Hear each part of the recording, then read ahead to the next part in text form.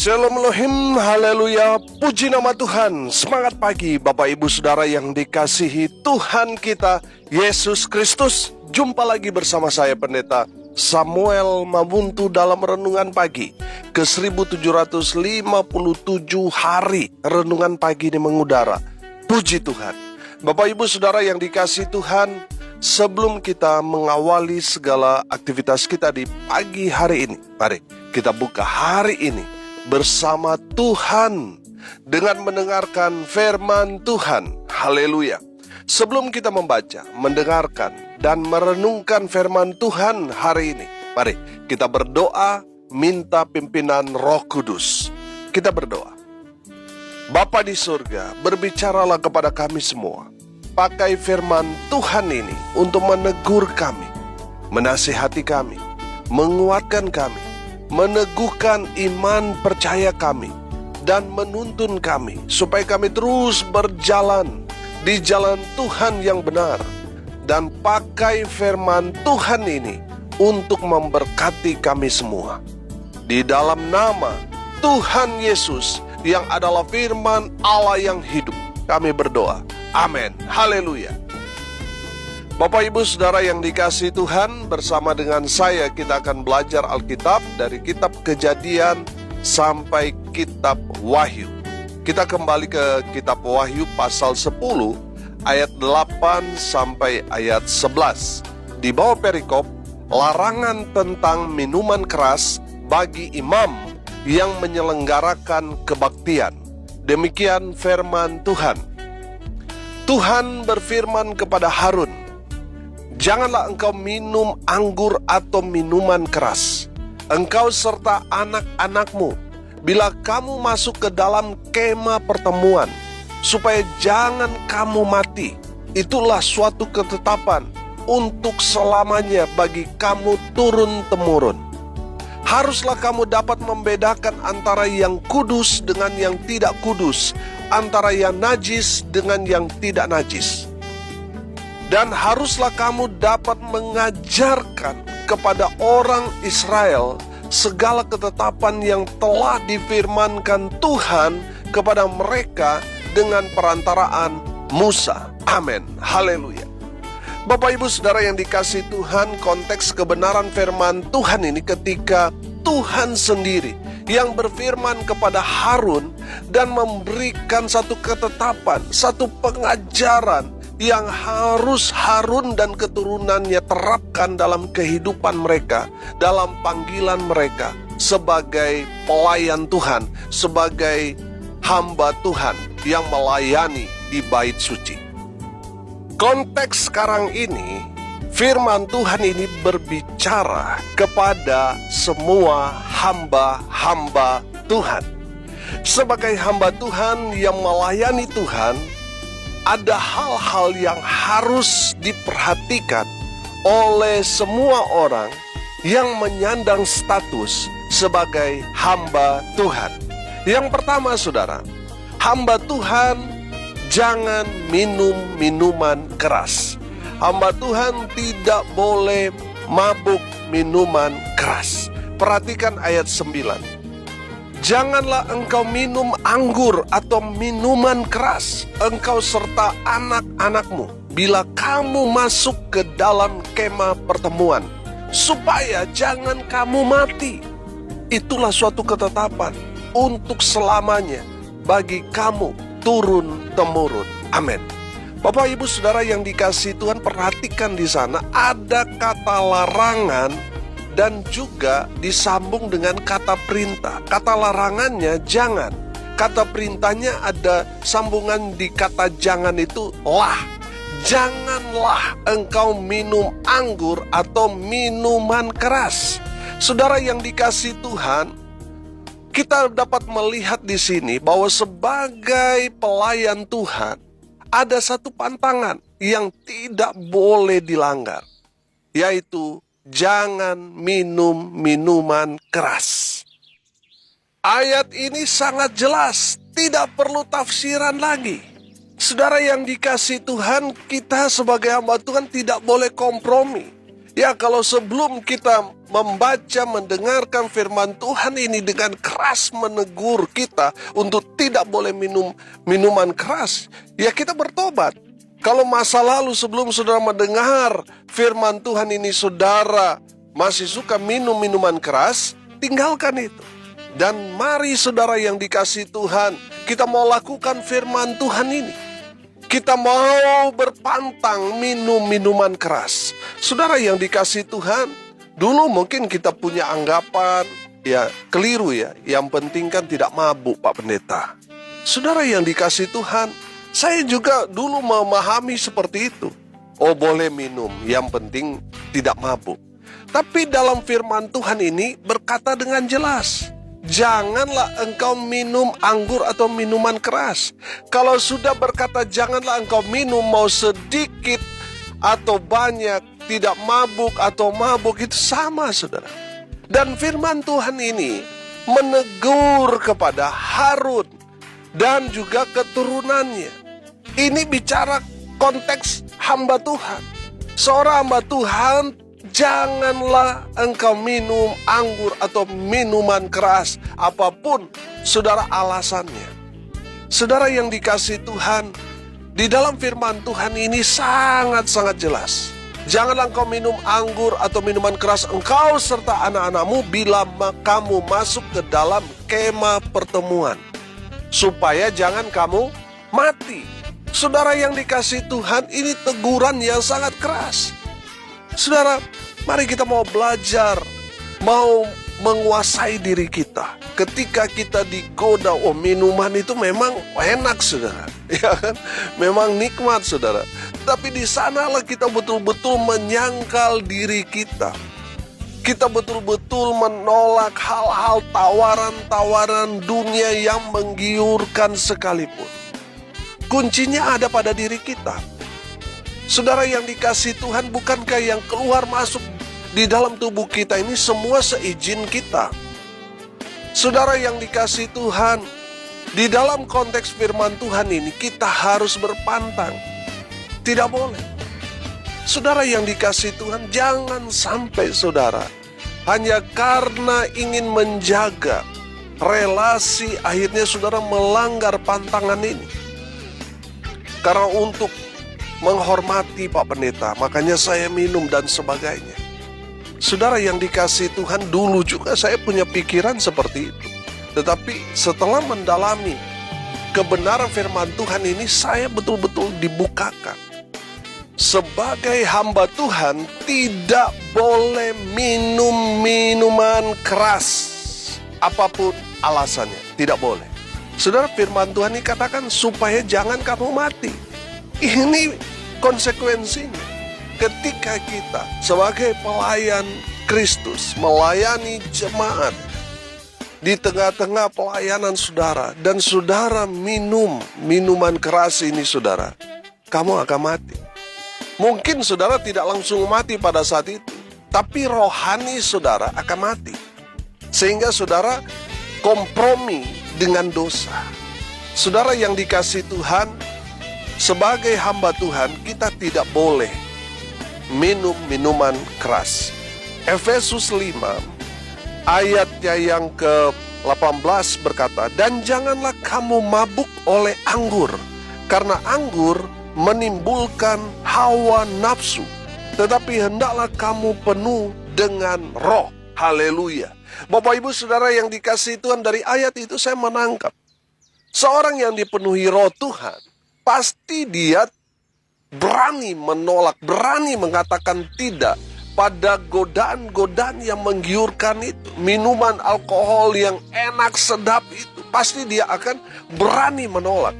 Tetapi mereka yang hidup dalam dunia, mereka yang hidup karena hawa nafsu, mereka itu akan menikmati minuman-minuman keras itu karena mereka hidup dalam duniawi, hidup dalam hawa nafsu mereka. Tapi saya percaya saudara dan saya dalam manusia-manusia roh, amin.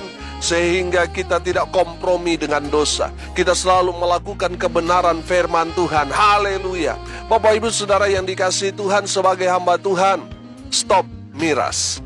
Jangan minum minuman keras, narkoba, dan lain sebagainya. Stop, bertobat. Yang kedua, saudara, hamba Tuhan harus tahu mana yang kudus dan mana yang kudis alias najis. Ayat 10. Haruslah kamu dapat membedakan antara yang kudus dengan yang tidak kudus, antara yang najis dengan yang tidak najis. Amin.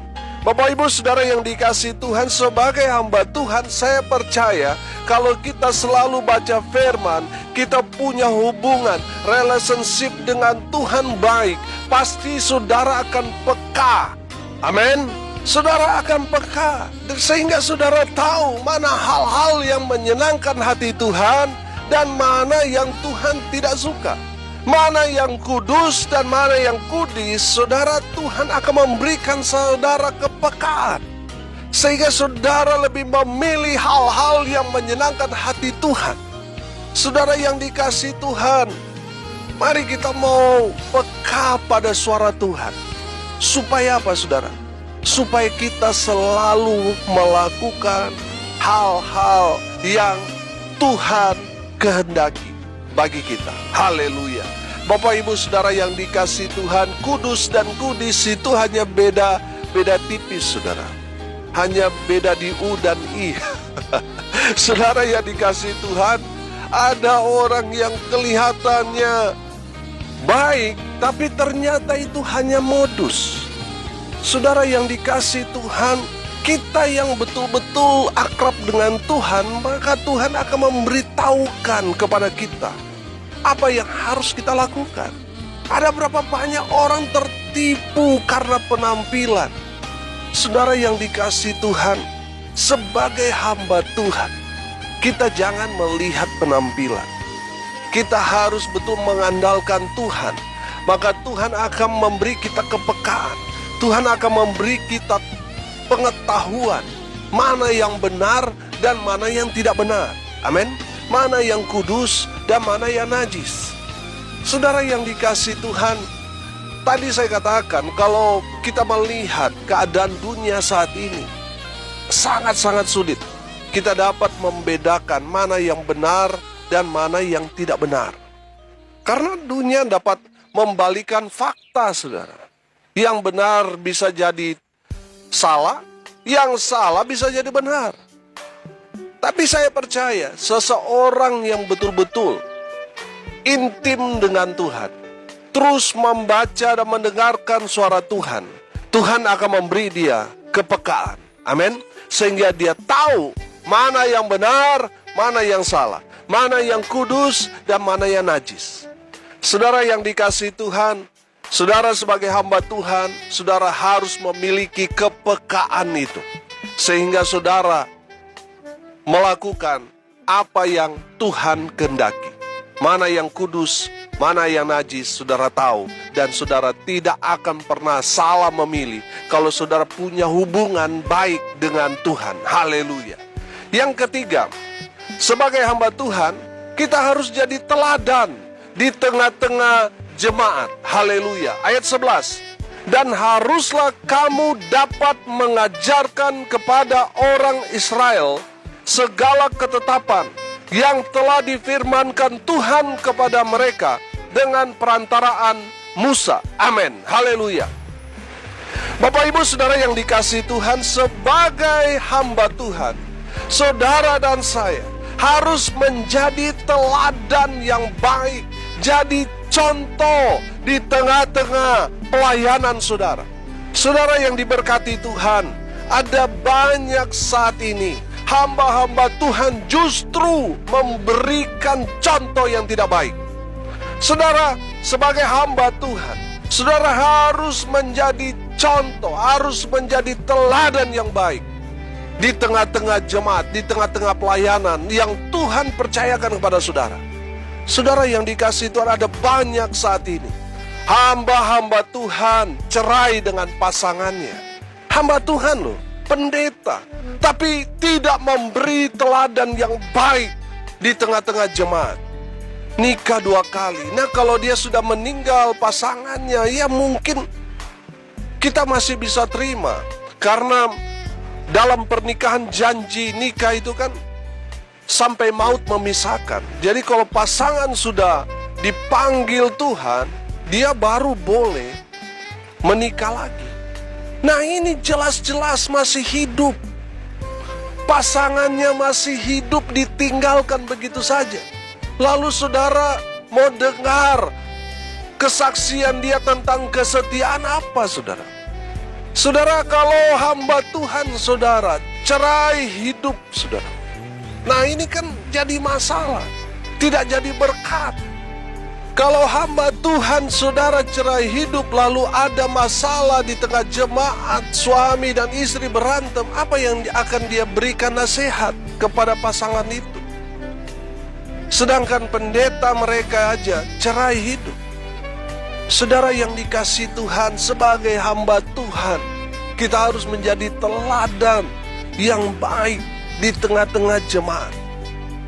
Saudara yang diberkati Tuhan, hamba Tuhan itu harus pertama kali menjadi pelaku-pelaku firman. Makanya selalu saya katakan kepada hamba-hamba Tuhan yang melayani bersama-sama dengan saya, jangan khotbahkan khotbah yang kamu belum lakukan dalam kehidupan. Saudara, bagaimana kita mau berkhotbah kalau kita sendiri belum melakukan firman Tuhan itu? Sehingga kita hanya berteori, kita paksa orang menjadi pelaku firman, sementara kita belum melakukan firman Tuhan. Kita mengajarkan mereka untuk mengampuni, tetapi kita masih dendam. Saudara yang dikasihi Tuhan, bagaimana kita dapat jadi berkat di tengah-tengah jemaat kalau kita hanya berteori, tidak berpraktek, tidak melakukan firman dalam kehidupan kita? Saudara yang dikasihi Tuhan, sebagai hamba Tuhan, kita harus menjadi pelaku-pelaku firman. Saudara, saya diingatkan, ada banyak hamba Tuhan justru sulit mengampuni. Hamba Tuhan yang sudah tahu firman, tapi merekalah orang-orang yang sulit sekali melakukan firman Tuhan dalam hal mengampuni. Ketika ada anak prakteknya memberontak, wah itu saudara, sulit saudara untuk mengampuni. Saya merasakan itu. Saudara yang dikasihi Tuhan, ketika ada hamba Tuhan dari gereja lain mempengaruhi jemaatnya, saudara, sehingga jemaatnya pindah ke gereja hamba Tuhan itu, wah itu terjadi dendam kesumat, saudara. Padahal firman Tuhan dengan jelas mengajarkan kepada kita untuk mengampuni. Amin. Tetapi saudara, kenyataannya hamba Tuhan justru sulit untuk melepaskan pengampunan. Tapi saya percaya ada pengecualian bagi hamba-hamba Tuhan yang mendengar renungan ini. Amin. Haleluya. Bapak Ibu Saudara yang dikasihi Tuhan, sebagai hamba Tuhan kita harus jadi teladan. Dari hidup kita, dari rumah tangga kita, jemaat itu lihat. Dan mereka betul-betul menjadikan saudara itu teladan dalam hidup saudara. Kalau saudara merokok, ya jangan heran jemaat saudara juga akan merokok. Kalau jemaat saudara minum mabuk, ya karena mungkin mereka melihat pendeta mereka itu minum mabuk.